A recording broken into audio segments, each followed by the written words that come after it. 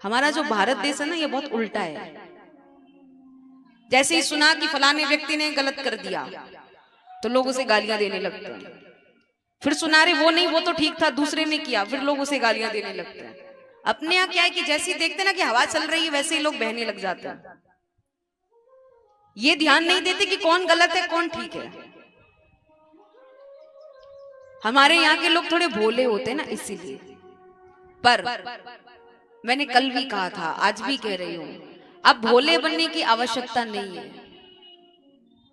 अब थोड़ा संभल करके रहने की आवश्यकता है।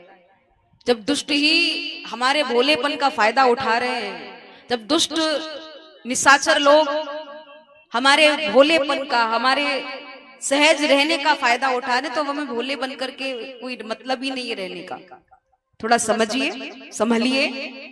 अब जगने की जरूरत है। जब तक हम लोग नहीं जगेंगे, जब तक हमारा हिंदू राष्ट्र नहीं जगेगा, जब तक हम हिंदू सनातनी नहीं जगेंगे, तब तक कुछ भी होने वाला नहीं है। चाहे सरकार कितना भी कार्य कर ले, चाहे हमारे देश के प्रधानमंत्री, गृह मंत्री, रक्षा मंत्री कितना भी कुछ बड़े बड़े कदम उठा ले, पर जब तक हम नहीं उठेंगे ना, तब तक कुछ भी होने वाला नहीं है। वो पहलगांव की घटना नई नहीं हुई है। हमारे यहाँ कितनी घटनाएं घटती रहती हैं, और हम ऐसे हैं कि 2 दिन 4 दिन तो उस घटना के बारे में विचार करते हैं, वो सब हमारे दिमाग में घूमती हैं बातें, और 2-4 दिन बाद सब शांत हो जाते हैं, जैसे हमें वैसे ही रहने लग जाते हैं। उसके लिए हमें संभलना पड़ेगा। एक तो ये जो आजकल कल्चर चल रहा है ना बहुत ज्यादा, कि विवाह हो गया, विवाह के बाद लोग घूमने जाते हैं, या जैसे ही गर्मी प्रारंभ हो गई तो लोग समर वेकेशंस मनाने जाते हैं। ये सब थोड़ा बंद कर दो। अपने घर में रहो। घर से ज्यादा सुख शांति कहीं भी नहीं है। चाहे आप कश्मीर चले जाओ, चाहे आप कुल्लू मनाली चले जाओ, चाहे आप बाहर चले जाओ, बैंकॉक चले जाओ, हांगकांग चले जाओ, सिंगापुर चले जाओ, आप किसी भी ठंडी जगह पर चले जाओ, आपको घर से ज्यादा शांति कहीं नहीं मिल सकती है। हाँ, घर में हो सकता है आपको एसी ना मिले, कूलर ना मिले, सुकून का चैन ना मिले, पर हाँ रक्षा सुरक्षा तो मिल रही है। आप अपने घर में हो, सबसे बढ़िया हो।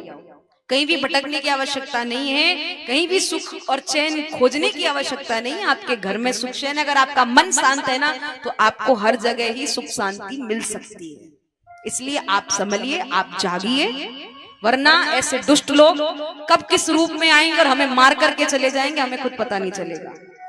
आपको मालूम है वो 27 लोग किसके घर के होंगे, कौन होंगे, हम कल्पना नहीं कर सकते हैं।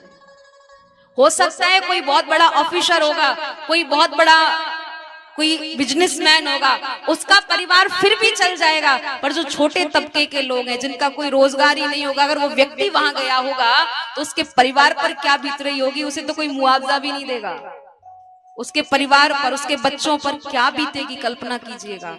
इसलिए मेरे भाई बहन, आप सबसे मेरा निवेदन है, वो दुष्ट अपने कार्य में कमी नहीं छोड़ रहे हैं, तो हम अपने काम में क्यों कमी छोड़े, हम क्यों सो रहे हैं, उठो।